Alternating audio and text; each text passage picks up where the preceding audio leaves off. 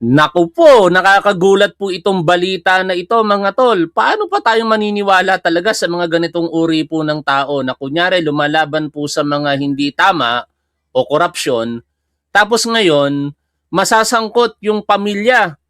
Sino po tinutukoy po natin dito mga tol? Kalat na po ito sa balita. Ang asawa at anak po ni dating Congressman Mike Defensor na kilalang supporter ni Vice President Sara Duterte at kritiko ng kasalukuyang pong gobyerno at ng ating mahal na Pangulong Bongbong Marcos, sinampahan po ng kasong qualified human trafficking ng National Bureau of Investigation.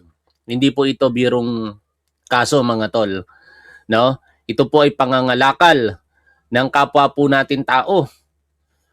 Di umano, meron pong prostitution den na pag-aari daw po nito pong mga kamag-anak ni Mike Defensor. Bago tayo magpatuloy, ngayon po ay April 24, 2026. Magandang araw po sa inyong lahat. Maraming salamat sa patuloy po ninyong pagsuporta sa ating gobyerno, sa ating Pangulong Bongbong Marcos at dito po sa ating programa. Paumanhin at na-late po tayo sapagkat marami lang akong inasikaso sa araw po na ito. Pero hindi po tayo pwedeng hindi maghanap buhay sapagkat alam nyo naman, ito pong pagbablog ang isa po talaga sa pinagkukunan ko po ng livelihood. Kaya salamat po sa inyong suporta mga tol. Hindi tayo tumatanggap ng kahit anumang konsiderasyon o bayad kanino man. Kaya umaasa po ako patuloy sa inyong suporta at dahil dyan, si Top 1 ay binabayaran po ng Facebook at ng YouTube. Maraming salamat sa inyo mga tol. Kung hindi po kayo mga Duterte supporters, huwag nyo po sanang kalilimutang i-like at i-share na rin po ito pong ating live stream. Balik po tayo dito po sa balita. Ako mismo ay nagulat dito sa balita po na ito. Una ko pong nakita ito at nalaman sa page ni Pebbles Talakera. Ilagay nga po natin dito yung page ni Madam Pebbles, no? Sa kanya ko talaga una tong nakita mga tol before pa dito sa mga mainstream media No, kaso lang unfortunately, yung internet ko may problema yata, hindi mag-load. Anyway, pagka naging maayos na yan, saka na lang natin puntahan yung page ni Pebbles. Pero tingnan natin, baka na-share ko po rito No? Eto, shinare ko nga po kaninang umaga. Yan. Sabi ni Pebbles Talakera, basahin ko muna bago natin puntahan yung particulars po ng balita. Gusto nyo ng pasabog?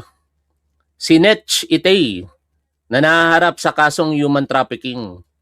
Napag-alaman ni Charlie na may isang KTV bar sa Ortigas na connected si Piling Malinis.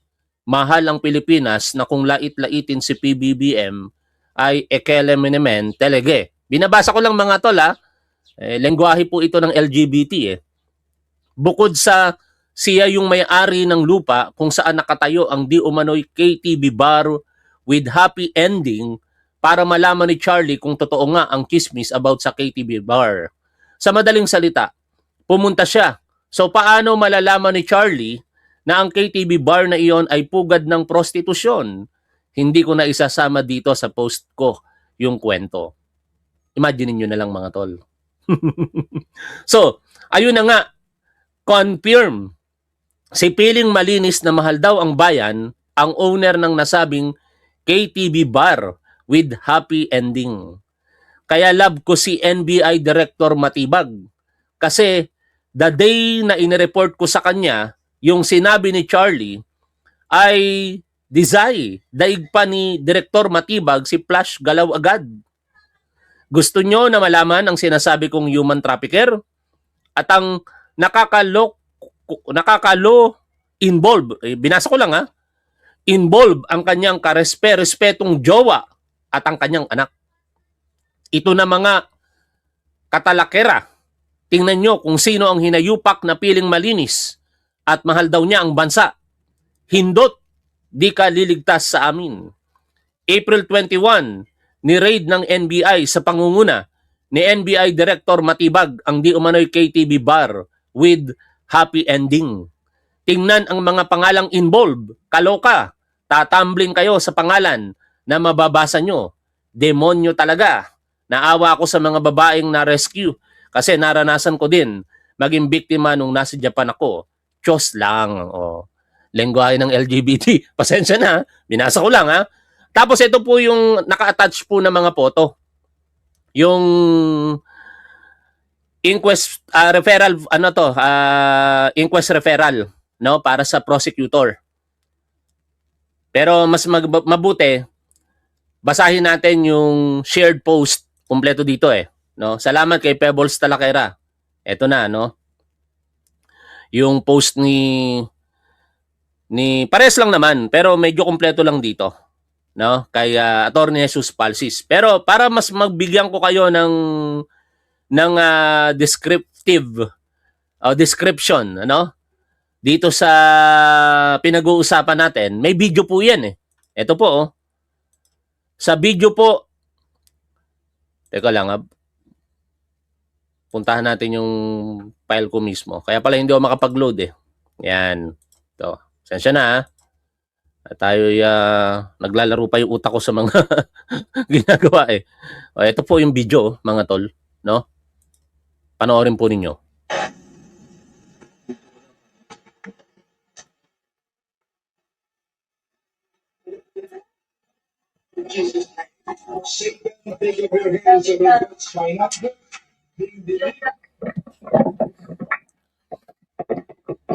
Alam mo, KTV lang, ano? Pero pala, prostitution din. Grabe. Kawawa naman yung mga tinatraffic na mga kababaihan. Ayun, may dalawang babae doon sa gilid. Tapos, etong mga lalaki na ito, meron pang drugs na dala-dala. Ikaw mismo nagbigala? Ayan, meron silang dalang drugs. Grabe. Bangag na bangag. Ito bangag. Ito bangag. Hindi si Pangulong Bongbong Marcos. Anong teteng na yan? Yung mga kumikriticize kay Attorney Melvin Matibag, nagdududa pa ba kayo?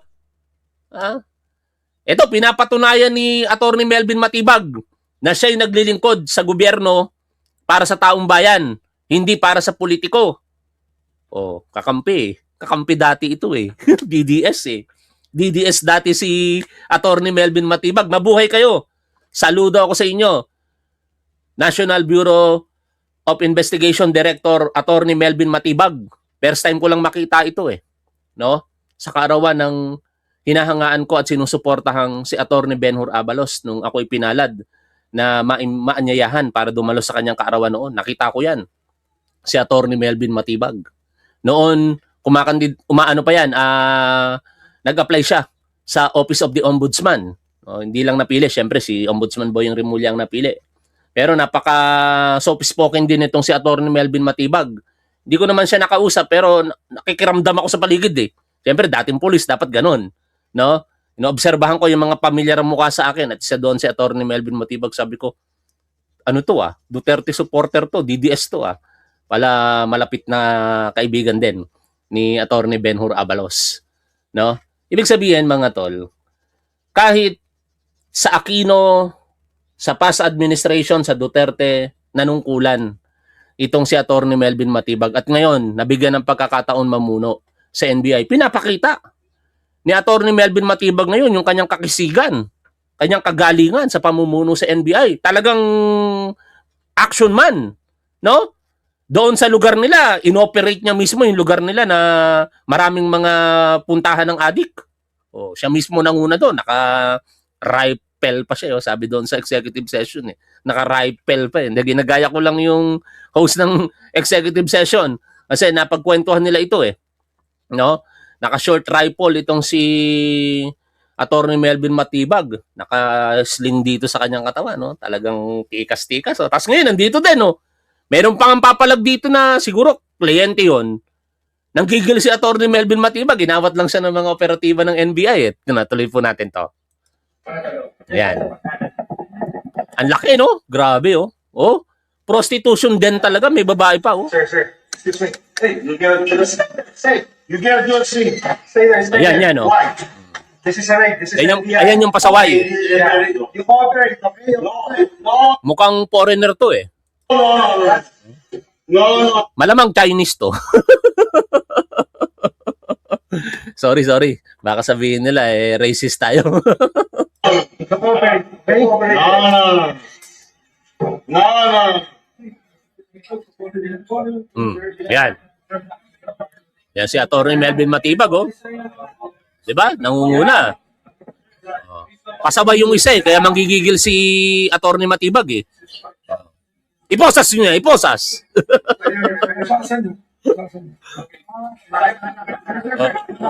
Gigil siya, oh. Talaga. Oh. Napag-awatan na lang, eh. Yung mga customer ng Pero mga tol, hindi nakakatawa tong pinag-uusapan natin, ha. Gusto ko lang maging pani sa harapan ninyo. Trying hard ako magpatawa, eh. Kaso hindi talaga nakakatawa, eh. Pero itong pangyayari na to, itong circumstansya, sitwasyon na ito, hindi po ito nakakatawa. Nakakaawa po itong mga babae kasi biktima po ito ng pagkakataon. Although, sabihin na natin na yung ilan dyan ginusto nila. Pero kung wala yung mga ganitong uri ng lugar, wala yung mga parokyano dyan, wala silang pagtatrabahuhan na ganyan. Diba? Illegal yan, eh. Yan ay maliwanag na qualified human trafficking. No? May mga minor de edad dito. Tapos meron pang nakitang paraphernalia at illegal na droga. Ano kaya masasabi ngayon dito nitong si Mike Defensor na akala mo napakalinis, banat ng banat sa ating Pangulong Bongbong Marcos hinggil sa korupsyon, tapos eto, kinasuhan na yung kanyang asawa at anak.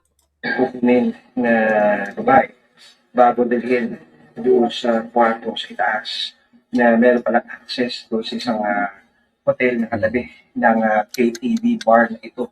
So, isa sa mga kapansin-pansin na nakita dito sa mga gamit ng Umano'y Yabugaw na niresto ng NBI ay itong pregnancy test na pinapagapit daw sa mga babaihan na nasa kanyang pangangalaga. Ma'am, bakit may pregnancy test? Ha? Bakit may pregnancy test po kayo? Ano po yan, sir?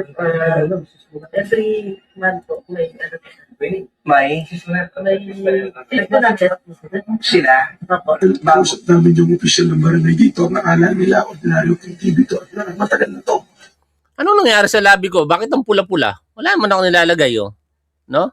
Anong nangyari dito? Sorry, ah. na ilang ako dito sa labi ko pagtingin ko sa camera, eh. At katunayan, tinicheck namin yung registro, nakalagay dito, family KTV siya. Oy, Ma'am Carclea, maraming salamat, Ma'am, ha? At sa patuloy po ninyong membership, saka doon sa lahat ng mga members po natin. Mga tol, inuulit ko, hindi po ito nakakatuwa, no? I am just trying to be funny dito. Pero hindi po ito nakakatuwa. Ito po ay isang seryosong usapin. Tinuturo ko ito, actually, nung ako po nagtuturo pa sa kolehiyo at review center. Kaya very familiar ako sa Anti-Trafficking in Persons Act. No?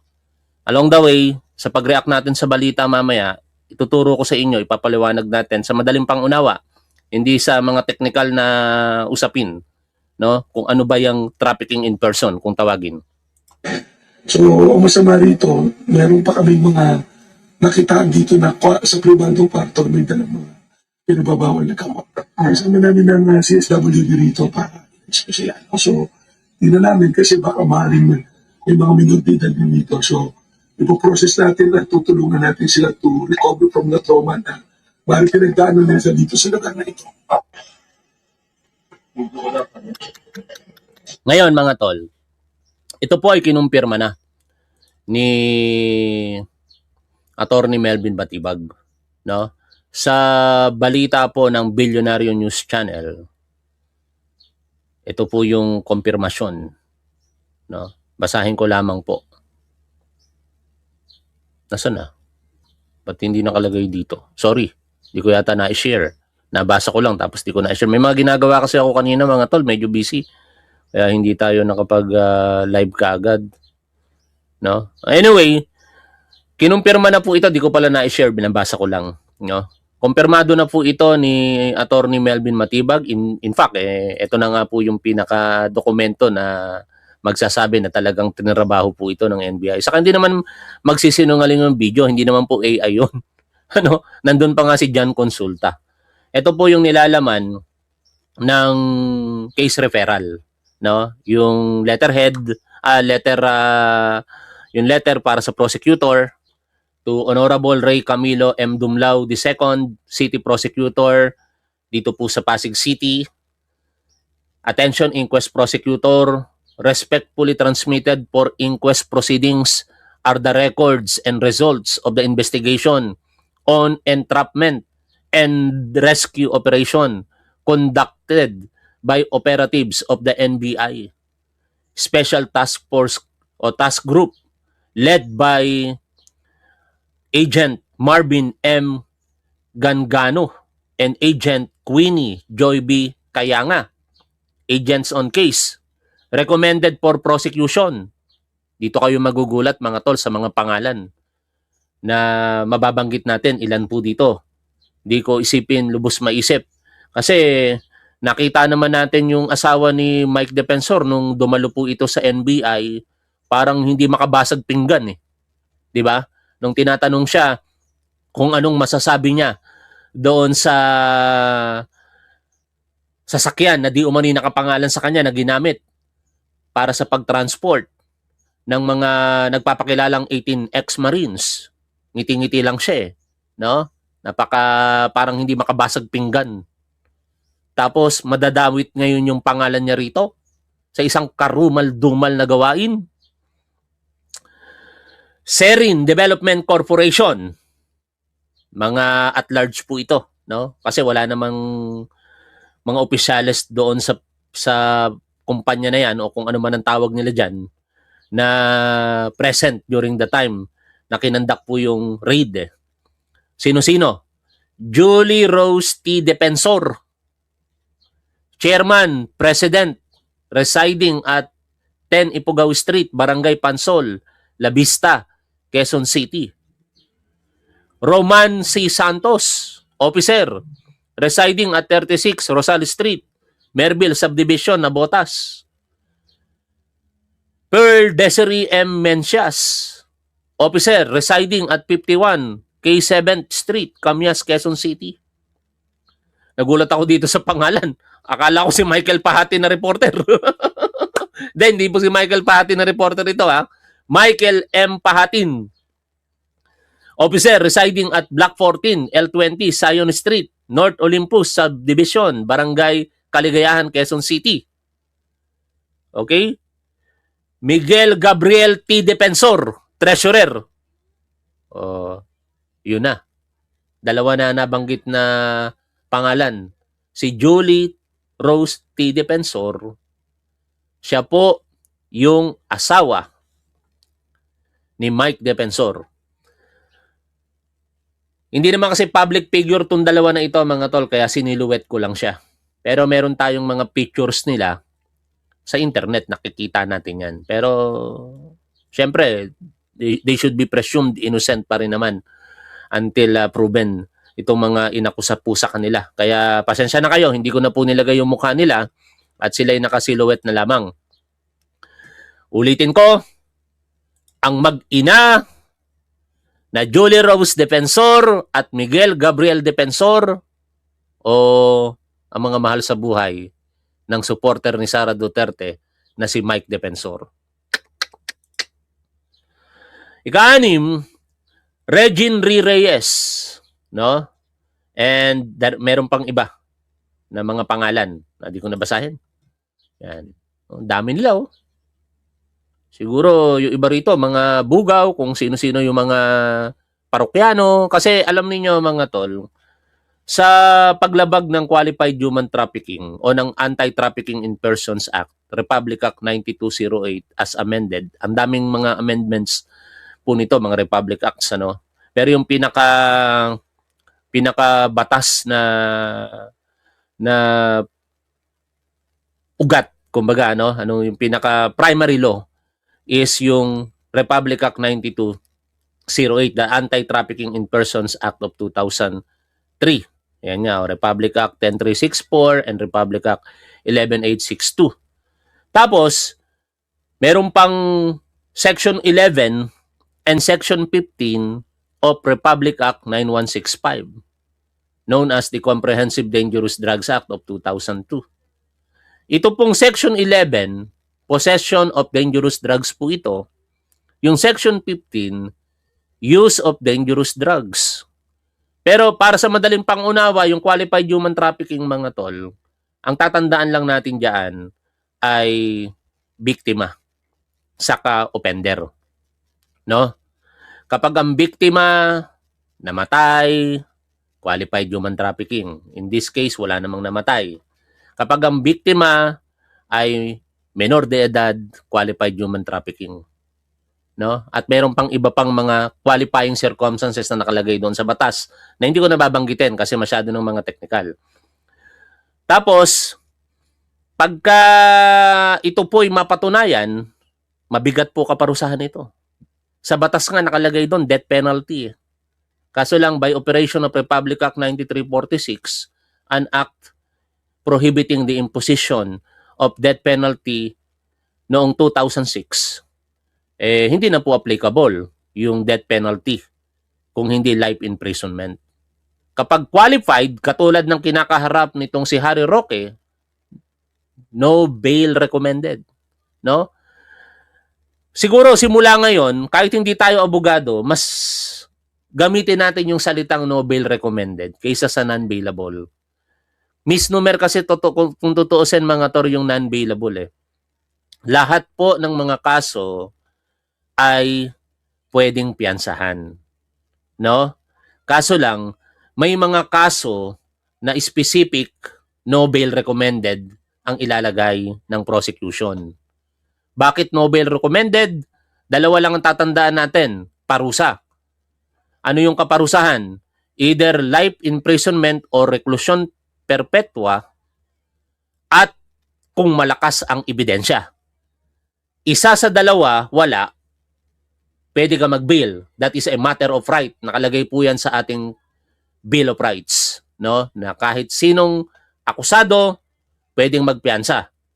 Pero kapag ang kaparusahan ay life imprisonment or reclusion perpetua at malakas ang ebidensya, hindi ka pwedeng magpiyansa. No? Paano dinedetermine kung merong bang trafficking in persons? Tinitingnan yung kaparaanan, yung dahilan, at saka yung exploitasyon. Tatlo po yun. No? Pinapadali ko na lang yung paliwanag sa inyo, mga tol. Tinitingnan yung kaparaanan, yung kadahilanan, at saka yung exploitasyon. Ngayon, ayon po dito sa referral letter for inquest, ay for regular filing po ito Ma'am Carclea, maraming salamat po dyan sa inyong super sticker. Basahin natin mga tol. Mabawi message. Malalaki lang. Good afternoon. At sa mga manonood nyo na mga pogi tulad ni Chupaeng at Jonas at super ganda na si Josie Makatula at Ma'am Delta Games. Hoy, Chupaeng, wag na tampo O yan Salamat po sa blessing Maraming salamat. Balik tayo dito mga tol. Sa binabasa ko po. Ito, yung susunod kong babasahin, ang resulta ng tinatawag na 5WH, 5W, and 1H of information. No? Medyo aral-aral lang tayo kasi wala naman tayo mong pag-uusapan dito. Maliban ako magchismisan tayo. Pati si Ami Campbell, nagpapaulan kayo Natuwa ba kayo na sangkot itong mga defensor? Papakamot tuloy ako ng ulo. Salamat po, Ami Campbell, sa inyo ni Ma'am Carclea. Sa lahat ng mga manonood natin, maraming salamat. Pero by the way, baka sabihin na naman ng mga DDS, politika na naman ito. Walang politika dito, mga tol. Nakita nyo naman No? Nakita nyo naman yung video. Pinakita ko naman sa inyo kanina. Di ba? Ito yung video. Wala pong politika dito. Ito po ay tamang aksyon ng ating law enforcement para protektahan ang welfare ng ating mga kababayan. Partikular ito pong mga kababaihan na tinatraffic po dito. No, binebenta po yung kanilang katawan. No? Hindi po ito katanggap-tanggap. Tataka lang ako mga tol, bakit kailangan pa nilang gawin ito? Hindi ba sila kontento sa kanilang yaman? Di ba sinasabing napakayaman ni Mike Defensor ng kanyang pamilya. Nag-donate pa nga ito ng napakalaking halaga kay kay Senador Dante Marcoleta eh. Bakit mo sinabing dati? Matatanggal ba siya sa pagka-senador? Di ba? Magkano yung dinonate ni Mike Defensor? Total 75 million pesos, may kasama siya. Yayamanin. Tapos mababalitaan natin yung pamilya niya, ang negosyo, isa ito. Ayon sa NBI. Sagutin natin. I-discuss natin yung 5 Ws and 1 H of information, no?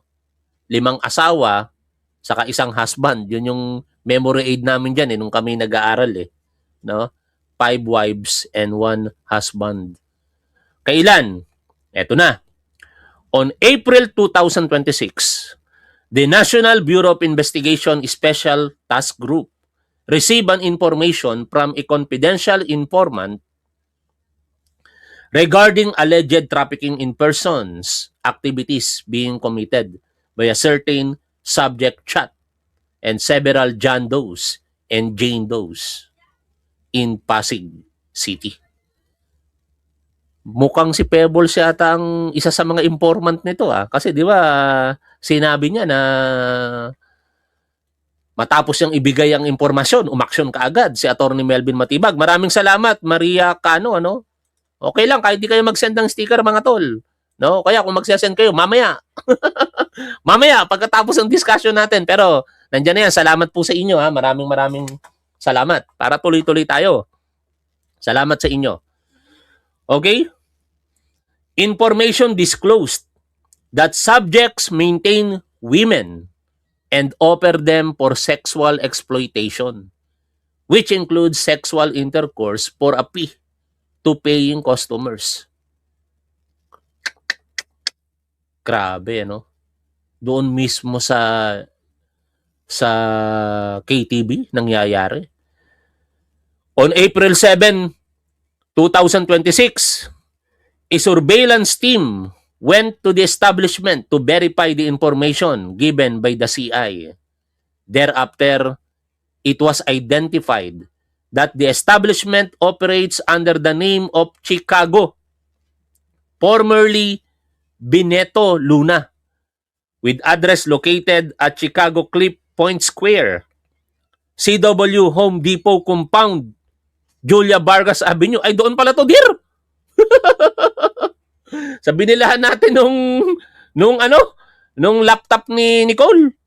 Titignan yan natanong namin to. Nagtanong ako ito honest to goodness mga tol. Last year yata kami bumili nung laptop ng anak ko. Sabi ko kasi mahilig ako sa banda talagang si Mami Best Friend alam yan, no? Nayakag ko pa nga once yan sa comedy bar Ma-segue ko lang Nagtanong ako, may mga banda ba rito? Tinuro sa akin to. Kung nagpunta pala ako doon, yari ako kay Top 5. No? At kung mamalasin pa, baka madamay pa ako. Kasi bakit mga tol? Ito yung iniiwasan dapat ng mga kalalakihan. No? Huwag kayong pupunta sa mga ganitong lugar. Kasi the moment na magkaroon ng operasyon dyan ang ating otoridad, ang use of traffic person ay ipinagbabawal din po sa batas. Kapag ikaw ay gumagamit ng mga kinakalakal na mga individual, may pananagutan ka ring kriminal.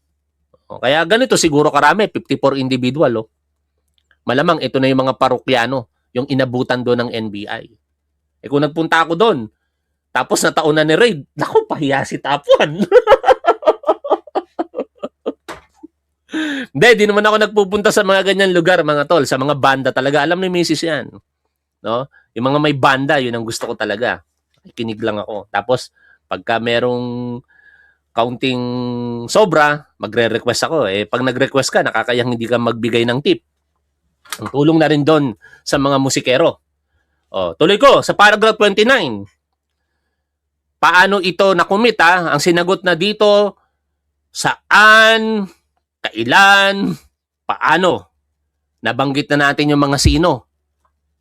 Kasi who, what, where, when, why. Ang why usually hindi na nilalagay dito. Kasi motibo yun eh. No? Alam niyo mga tol, sa mga ganitong uri ng paglabag sa batas, kung saan identified yung mga perpetrators at higit sa lahat, walang kaugnayan doon sa kaso para sabihin na ito ang dahilan kaya nagkaroon ng ganitong kaso, kadalasan hindi na sinasagot yung why. No? Bakit? Pero kapag ka hindi kilala yung perpetrators, halimbawa may napatay, hindi kilala, dapat masagot yung bakit. Ano yung motibo? Kasi yung motibo ang magbibigay ng idea sa mga investigator para mapaikli nila, no? Ma-compress nila yung mga pagpipiliang pangalan at kung mag-come up sila sa posibleng suspect. Saka may mga paglabag din sa batas na kailangan alam mo kung ano ang dahilan. O halimbawa, pagka direct assault, dapat alam mo ang motibo. Ito, nagtuturo ko sa inyo ngayon para kayo mga estudyante ko, mga tol, pasensya na kayo. Ito topic natin eh. Ayoko na nga sana ng ganitong live stream eh, yung turo-turo pa ako. Pero wala eh, kailangan natin pahabain yung oras. Gusto ko 2 oras tayo mag-live. May nag-suggest kasi sa akin, mag-live ka palaging mahaba. Tapos pagka mag-re-upload ka, saka mo na lang piliin doon sa live mo yung mga i-re-upload mo. Kaya mamaya, after this topic, tatalakayin natin yung nangyari kay Rodrigo Duterte. Double whammy. Double whammy. Literal kay Rodrigo Duterte. Pero balik tayo dito. Yung direct assault. No? Halimbawa, yung judge, nakasibilyan, inatake ng isang tao. O public officer yon, person in authority, inatake. Kailangan alamin kung ano ang dahilan kung bakit siya inatake. Kung siya ay inatake nang hindi naman related sa kanyang trabaho, yung pag-atake sa kanya, walang direct assault. No? It is either kung ano yung nakalagay doon sa crimes against person. Pag napatay siya, unfortunately, murder, homicide, depende sa circumstances or qualifying circumstances. Pagka nasaktan, physical injuries, no? Pagka ang pagkakasakit sa kanya, walang kaugnayan sa trabaho niya.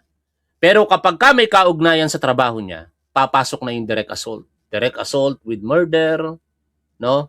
Yun yung tinatawag sa pag-aaral. Alam ng mga abogado ito, pero sa amin sa criminology, sila rin naman na nagturo sa amin, na tinatawag na complex crime. O no? Tama na nga itong pagtuturo ko sa inyo. Balik na tayo dito. Sa binabasa ko po, through surveillance operation, it was revealed that the modus operandi of subjects is to offer victims who are customer care assistants. CCA na tawag nila ngayon, hindi na GRO. Ayos level up. For sexual exploitation, for a fee, through a line-up and show-up. Whom? Yan si explore. Hindi, address pala yan. Tuloy natin. Whom customers can choose from. No? After such offer and show-up, the actual sexual intercourse will transpire at rooms in Blue Hotel. Notably, the bar also has a stage wherein women are dancing naked in front of customers. This hotel is part of Chicago located at the 2nd floor. The fee in exchange of offered sexual services amounts to 10,000 pesos. Kamahal. Ang mahal naman ito. To 20,000 pesos. Depending on the classification of women. Grabe naman. Imagine mga tol magkano lang ang sahod ng pangkaraniwang empleyado? Magkano minimum ngayon? Nasa 700, 800 pesos? Tapos, magbabayad ka ng babae 10,000. Hindi kaya ito ng pangkaraniwang tao. No? Kaya ito ng mga mayayaman. Such overt acts are violative of Republic Act number 9208 or the Anti-Trafficking in Person Act of 2003 as amended. Acting on the aforementioned information. Ito na, yung nakita natin sa video. An entrapment and rescue operation was planned for the purpose of rescuing the victims and effectuating the probable arrest of the individuals operating within Chicago. On April 21, 2026, a briefing was conducted at NBI NCR Biopolis at around 10 in the morning. Operatives and personnel from the Pasig City Social Welfare Department, the NBI Violence Against Women and Children, the Department of Justice, Interagency Council Against Trafficking, and Destiny Non-Government Organization, NBI STG NCR, and Dangerous Drugs Division are present to discuss the details of operation. At around 11 p.m. on even date, the team strategically positioned themselves near the premises of target establishment. As planned, agents Giovanni Tumamaw, together with confidential assets, will act as undercover POSUR customers during the entrapment and rescue operation. Thereafter, at around 11:30 in the evening, on even date, the POSUR customers confirmed that victims are being offered to them for sexual exploitation for a fee by the subjects. During the entrapment operation, undercover agent Gangano and agent Pinmiliw were accommodated by managers Jacqueline D. Mandap and Charity Depile Tendencia, who both acted as pimps of victims. Pag sinabing pimp, mga tol, ito yung bugaw, yung nagbebenta ng mga kababaihan. Micaela Bailoses E. Dulay, alias Chanel, and Ronald Dean Quadra, alias Naiya. Both subjects offered victims to the undercover agents for sexual exploitation for a fee. Baka magtanong kayo, mga tol, paano yung mga babae? Kakasuhan ba sila? Hindi po, no? Ang prostitution, ang biktima hindi po kinakasuhan. Although may provision sa revised penal code, pero parang wala na yun obsolete na no? Kasi biktima nga sila biktima ng trafficking in person. Kaya ang ginagawa po diyan, ang terminong ginagamit, rescue. Nire-rescue po sila at yung mga law enforcement authorities, laging may kasama yan na representative from Social Welfare and Development Office. Paragraph 35. At that instance, violation of Republic Act 9208, otherwise known as Anti-Trafficking in Person as amended, no, has been committed or was consummated. Nakalagay dito. Paragraph 36. With this, a go signal was given to the ground commander and blah, blah, blah, blah, blah. Ito na yung suma total nun, mga tol, para din ako magbasa. Stay there. Why? This is a... Ulitin natin yung video.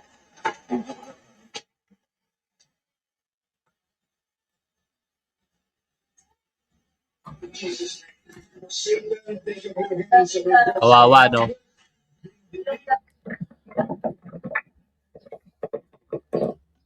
Ayaw natin sisihin to mga babae na ito Pero alam niyo, sabi nung iba, may choice naman, no? Pwede ka naman pumili ng hanap buhay na marangal.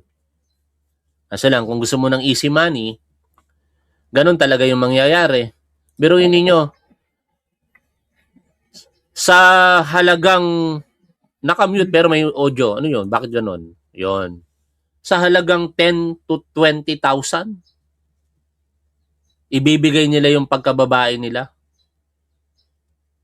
Easy money. Pero, wag natin sisihin, no? Pero sana, magbago sila.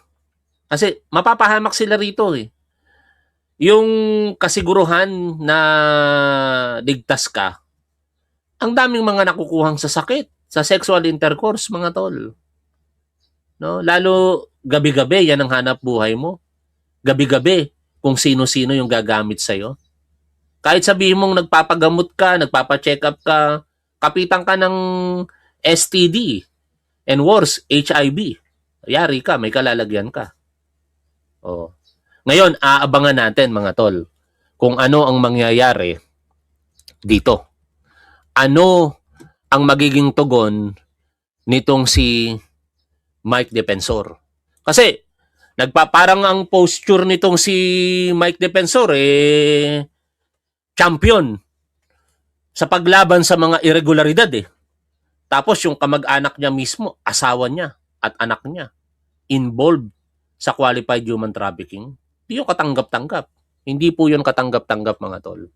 Basahin natin yung kanyang banat dito kay Mike Defensor.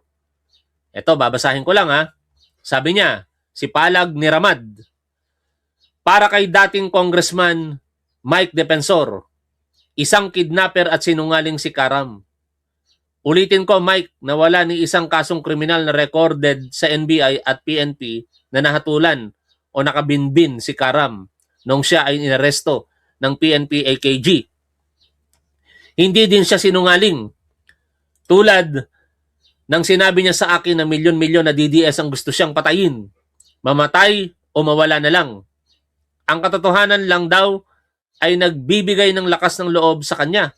Ikaw ang sinungaling at ang iyong 18 marites, ang iyong pagpapanggap na mabuting tao ay isang malaking kasinungalingan. Dako naman tayo sa iyo, Mike. Tanungin kita.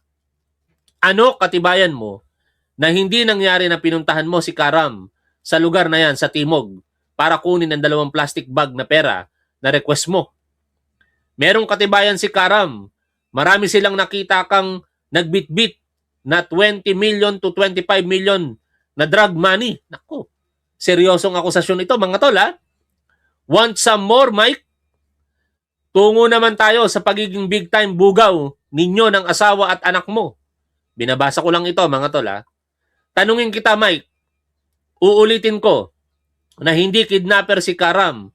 Pero kung gagawa siya ng krimen, ay naniniwala ako na mas pipiliin pa niya na maging kidnapper na kukunin niya ang mga pogo at drug lord na Chinese para sila ay matakot na at umalis ng bansa kaysa naman sa biktimahin at pagsamantalahan ang kahirapan at kahinaan ng mga kababaihan, lalo na ang mga menor de edad na tulad ng pinagkakakitaan mo at ng asawa mo at anak mo. Pipiliin na lang ni Karam maging kidnapper na magpapalaya sa mga komunistang Chinese na land grabber kaysa naman nagbenta ng puri ng mga kababaihang naghihirap sa buhay dahil walang pinag-aralan at walang mapasukan na marangal na hanap buhay tulad ng hanap buhay ng pamilya mo. Tuloy ko po yung binabasa natin. Mas pipiliin pa ni Karam na maging kidnapper ng mga dayuhang Chinese na meron fake passport na nagpapayaman sa Pilipinas subalit hindi nagbabayad ng buwis kaysa sa pamilya mo na ang hanap buhay ay pagkukubli ng mga gumagamit ng ipinagbabawal na droga sa isang drug den na kunwari ay hotel. Nang teteng talaga tawag kayo ng tawag ng bangag sa akin to mga tol Tawag kayo ng tawag ng bangag kay Pangulong Bongbong Marcos. Tapos yung pag-aari ng asawa mo, kung saan opisyalis ang anak mo, may mga nagdodroga. Ipokrito kayo. Nang teteng tong tao na to. Basahin ko pa patuloy. Sabi pa po dito, nagmamalinis ka lang, demonyo kang Mike Defensor ka. O, binasa ko Kung ang asawa at anak mo ay may hanap buhay na karumal-dumal, ano pa kaya ang sayo? Ito ang kwento ni Karam na noon DENR Secretary ka ay ikaw ang promotor ng mga open pit mining sa bansa na naging sanhi ng pagkakakalbo ng mga kagubatan. Ikaw ang protektor ng mga black sand smuggling patungong China. Ikaw ang protektor ng mga land grabbers sa Central at Southern Luzon. Kaya nga BFF kayo ni Fugitive Roque. Lipunan, Mike. Ikaw din, sorry. Ang promotor ng pagbebenta ng mga public lands, lalo na sa Region 4B, isa kang salot ng lipunan, Mike. Pati na ang iyong asawa at anak. Masahol pa kayo sa kidnapper na bintang mo kay Karam dahil kidnapping din ang illegal na pagkakanlong ng mga kababaihan na pinapakain nyo ang puri sa mga dayuhan. Human trafficking na ang kaso ng mag-ina mo. Basahin ko lang to, mura to mga tol ha. Tangna mo. Ulitin ko yung pagbasa. Tangna mo. Yan ang maraming pangkikidnap. No bail. Isang kidnapper in large scale. Putang ama ka, Mike. Ulitin ko yung pagbasa. Putang ama ka, Mike. Pati ang bugaw mong mag-ina. Go to hell. Demet palag. O, yan ha. Binasa ko lang mga tol ha. No? Oh. Pero bago tayo magtapos, syempre, shoutout time na tayo. No, maraming salamat po sa lahat ng mga tumutok dito po sa ating programa. Di ko na kaya. 2 hours dapat ang live natin eh. 90 minutes na lang muna. Mag-shoutout na tayo. Ha? Okay ba yung pagbasa ko mga tol? Okay ba? Binasa ko lang yon. Baka sabihin nyo, minumura ko si Mike. Binasa ko lang yon ha. O, baka sabihin nyo, minumura ko si Mike. Ulitin ko yung pagbasa ha. O, basahin ko ulit. Babasahin ko ha. Putang ama ka, Mike. Pati ang bugaw mong mag-ina. Binasa ko lang mga tol.